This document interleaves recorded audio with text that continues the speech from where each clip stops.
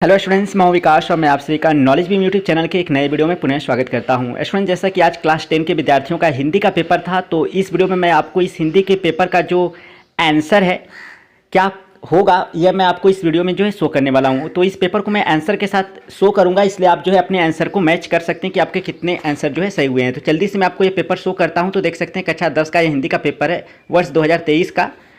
इसका एग्जाम आज ही हुआ था। तो देख सकते हैं यहाँ पर कुछ निर्देश है, तो इन्हें आप वीडियो को प्यूज करके जो है पढ़ लीजिएगा, ठीक है। इसके बाद देख सकते हैं क्या कुछ निर्देश है, जैसा कि ओमर आंसर शीट पे जो है बहुविकल्पी प्रश्नों को फिलअप करना था। तो चलिए जल्दी से चलते हैं क्वेश्चन की तरफ। तो यहाँ पर देख सकते हैं क्वेश्चन में आपका पहला जो है कह रहा है कि चिंतामणि के रचयिता हैं। तो चिंतामणि जो है रामचंद्र शुक्ल की रचना है।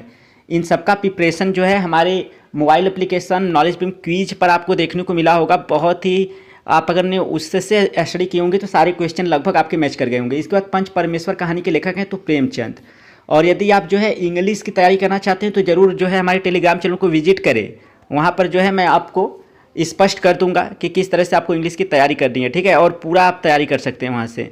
इसके बाद हम लोग आगे बढ़ते हैं। जयशंकर प्रसाद का नाटक नहीं है। तो जयशंकर प्रसाद का नाटक लहरों के राजहंस या नहीं है, ठीक है। मैं इसे टिक कर देता हूँ। इसके बाद हम लोग आगे बढ़ते हैं। तो चौथा क्वेश्चन है, शेखर एक जीवनी उपन्यास के लेखक हैं। तो शेखर एक जीवनी उपन्यास के जो लेखक हैं वह हैं आपके अज्ञेय। तो यहाँ पर जो है अज्ञेय आपका सही है। इसके बाद हम लोग आगे बढ़ते हैं। तो अपनी खबर आत्मकथा है। तो अपनी खबर जो है यह पांडेय बेचन शर्मा उग्र की जो है आत्मकथा है। तो इसे मैं टिक कर देता हूँ। इसके बाद हम लोग आगे बढ़ते हैं। तो भूषण किस युग के कवि हैं। तो भूषण जो है रीतिकाल के कवि हैं। तो यहाँ पर मैं टिक कर देता हूँ। इसके बाद ललित ललाम रचना है। तो ललित ललाम मतीराम की जो है रचना है। तो इसे टिक कर देते हैं। इसके बाद आगे बढ़ते हैं। इसके बाद देखेंगे तो क्वेश्चन नंबर 8 है आपका यशोधरा रचना है। तो यशोधरा जो है मैथिली शरण गुप्त की जो है रचना है। इसके बाद आंगन के पार द्वार रचना है। तो यह जो है अज्ञेय जी की रचना है। इसके बाद हम लोग आगे बढ़ते हैं। तो दीप शिखा काव्य संग्रह रचना है। तो यह बहुत ही सरल है और यह महादेवी वर्मा का है, ठीक है। इसके बाद हम लोग आगे बढ़ते हैं।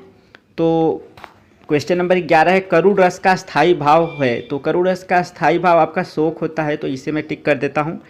इसके बाद अगला क्वेश्चन है आपका, चरण कमल बंदो हरिराई में कौन सा अलंकार है। तो इसमें आपको जो है रूपक अलंकार देखने को मिल रहा है, ठीक है। रूपक तो मैं टिक कर दे रहा हूँ। इसके बाद आगे बढ़ते हैं। तो कह रहा है कि यह सममात्रिक छंद है। इसमें 4 चरण होते हैं। प्रत्येक चरण में 24 मात्राएँ होती हैं। 11 और 13 मात्राओं पर यति होती है। तो यह आपका जो है यह आपका रोला है शायद, मेरे हिसाब से। आप लोग देख लीजिएगा इसको एक बार, ठीक है। इसके बाद हम लोग आगे बढ़ते हैं। तो देख सकते हैं इसके बाद आपका जो है पर्यावरण शब्द में उपयुक्त उपसर्ग है। तो पर्यावरण में जो है आपका पर्यावरण, तो इसमें जो है आपका परि है। क्या है? परि। इसके बाद हम लोग आगे बढ़ते हैं। महानता शब्द में किस प्रत्यय का प्रयोग हुआ है। तो इसमें ता, ठीक है। इसके बाद आगे बढ़ते हैं। तो सुख दुख में समास है। तो इसमें द्वंद्व समास है आपका। इसके बाद आगे बढ़ते हैं। तो क्वेश्चन नंबर 17 देख सकते हैं, निम्नलिखित में से अग्नि का पर्यायवाची नहीं है। तो अग्नि का पर्यायवाची अनिल नहीं है, क्योंकि यह हवा का होता है। इसके बाद आगे बढ़ते हैं। तो देख सकते हैं अभ्युदय का सही संधि विच्छेद है। तो इसमें जो है आपका चौथा वाला ऑप्शन सही है मेरे हिसाब से, चौथा, ठीक है, अभिधन उदय है।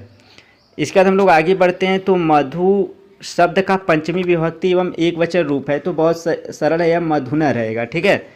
इसके बाद आगे बढ़ते हैं। तो 20वां बहुविकल्पी प्रश्न है आपका, पठिष्यतः धातु रूप किस वचन एवं पुरुष है। तो यह पठिष्यतः धातु रूप का वचन एवं पुरुष है। तो आपको ये बताना है। तो इसमें बहुत ही सरल है, यह द्विवचन मध्यम पुरुष है, ठीक है। तो यह हो गया आपके 20 जो है क्वेश्चन जो कि बहुविकल्पी थे, जिनका आंसर ओमर आंसर शीट पे फिलअप करना था। अगर आप सारे सब्जेक्ट के बहुविकल्पी प्रश्नों का तैयारी करना चाहते हैं तो इस वीडियो के डिस्क्रिप्शन में दिए गए नॉलेज बीम क्विज एप्लीकेशन को प्ले स्टोर से डाउनलोड कर ले। लिंक वीडियो को डिस्क्रिप्शन में दिया हुआ है। और टेलीग्राम चैनल को भी ज्वाइन कर लीजिएगा। इसके बाद आपका क्वेश्चन नंबर जो है 5वां स्टार्ट होता है खंड ब के अंतर्गत। तो इसमें आपको जो है पहले ही क्वेश्चन से स्टार्टिंग दिखाई देगा। तो देख सकते हैं, निम्नलिखित गद्यांशों में से किसी एक गद्यांश पर आधारित सभी प्रश्नों के उत्तर दीजिए। तो यह गद्यांश आपको जो है पढ़ना है। पढ़ने के बाद नीचे जो प्रश्न दिया गया है उनके आपको उत्तर लिखने हैं। तो यह देख लीजिए किस तरह से गद्यांश जो है दिया गया और उससे संबंधित प्रश्न कैसे पूछा गया है। इसमें अथवा करके भी अगर आपको एक गद्यांश नहीं आ रहा है तो अथवा वाला यह गद्यांश आप पढ़ सकते हैं। और पढ़ने के बाद जो नीचे प्रश्न पूछा गया है उनके उत्तर आपको लिखना होगा। तो जल्दी से मैं आपको दिखा देता हूँ किस तरह से क्वेश्चन पूछा गया, देख लीजिए आप लोग। इसके बाद हम लोग आगे बढ़ते हैं। तो कह रहा है कि निम्नलिखित में से किसी एक पद्यांश पर आधारित प्रश्नों के उत्तर दीजिए। तो यह पद्यांश आप देख लीजिए और इस पद्यांश को आपको पढ़ना है। पढ़ने के बाद नीचे जो प्रश्न पूछा है उनके उत्तर आपको लिखना होगा। इसके बाद अथवा करके एक दूसरा पद्यांश आपको देखने को मिल रहा है। आप इस पद्यांश को पढ़ सकते हैं और पढ़ने के बाद जो नीचे प्रश्न पूछे जाएंगे उन प्रश्नों का आपको उत्तर लिखना होगा। तो यहाँ पर देख सकते हैं आपका पद्यांश यह पूछा गया है, इसका उत्तर आपको लिखना होगा। इसके बाद आपका तीसरा प्रश्न कह रहा है कि दिए गए संस्कृत गद्यांशों में से किसी एक का संदर्भ सहित हिंदी में अनुवाद कीजिए। तो किसी एक का आपको जो है हिंदी में अनुवाद करना है, वह भी संदर्भ के साथ। तो देख लीजिए यहाँ पर आपका दिया गया है। अब इसके बाद हम लोग आगे बढ़ते हैं। तो क्वेश्चन नंबर 4 देख सकते हैं, कह रहा है कि नीचे दिए गए पद्यांशों में से किसी एक पद्यांश का आपको संदर्भ के साथ हिंदी में अनुवाद करना है। तो यह पद्यांश आप लोग देख लीजिए किस तरह से पूछा गया है और किसी एक का आपको संदर्भ के साथ हिंदी में अनुवाद करना है। इसके बाद हम लोग बढ़ते हैं आगे। तो क्वेश्चन नंबर 5 देख सकते हैं, अपनी पठित खंड काव्य के आधार पर निम्नलिखित प्रश्नों में से किसी एक प्रश्न का उत्तर दीजिए। तो किसी एक प्रश्न का आपको उत्तर देना है, जो भी खंड काव्य आप पढ़ते हैं। तो मैं दिखा देता हूँ आपको कि किस तरह से क्वेश्चन पूछा गया है। तो जो खंड का आप पढ़ते हैं उसी के आपको एक प्रश्न का उत्तर लिखना है केवल, ठीक है। तो देख लीजिए किस तरह से पूछा गया है।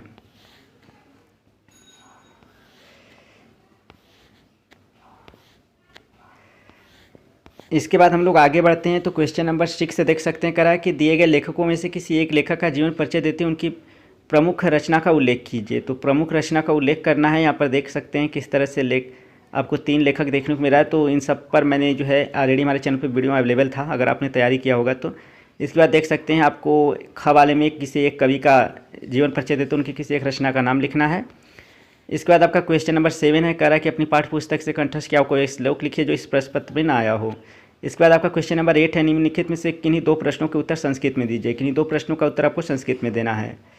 इसके बाद आगे बढ़ते हैं। तो क्वेश्चन नंबर 9 देख सकते हैं, कह रहा है कि निम्नलिखित में से किसी एक विषय पर निबंध लिखिए। तो यहाँ पर देख सकते हैं आपको 4 टॉपिक दिया गया, किसी एक टॉपिक पर आपको निबंध लिखना है। तो यह था कक्षा 10 के विद्यार्थियों के लिए यूपी बोर्ड एग्जाम 2023 का हिंदी का क्वेश्चन पेपर, जिसे मैंने आपको आंसर के साथ शो किया।